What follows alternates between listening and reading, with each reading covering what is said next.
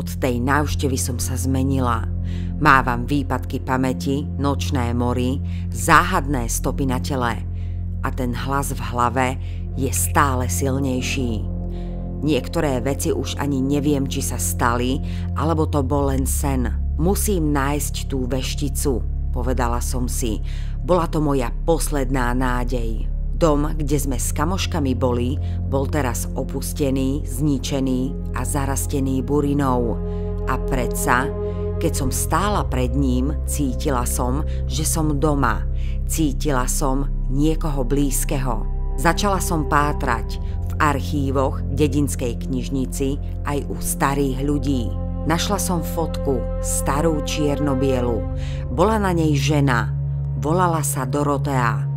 Podľa miestnych bola kedysi známa ako bosorka spod cintorína a pod obrázkom bolo napísané Dorotea Kovaľová 1922 až 1997.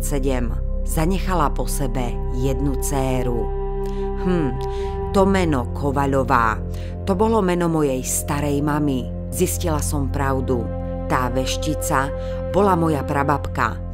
A to, čo videla vo mne, nebolo prekliatie. Bolo to dedičstvo. Dedičstvo, ktoré vo mne spalo, kým som sa k nej nevrátila. A ona ho prebudila. V tú noc, keď som to pochopila, som opäť počula ten hlas. Ale už to nebol cudzí hlas. Bol to hlas mojho vnútra. A tentokrát som mu rozumela. Tvoja krv je stará. Si posledná z nášho rodu. Teraz si na rade ty. Zrazu mi to dávalo zmysel. Zvláštna energia, ktorú som cítila v rukách. Spomienky, ktoré neboli moje. Schopnosť vidieť veci, ktoré iní nevidia. Nedá sa to vrátiť späť. Odvtedy sa ma každý stráni. Magda aj Katka mi prestali písať.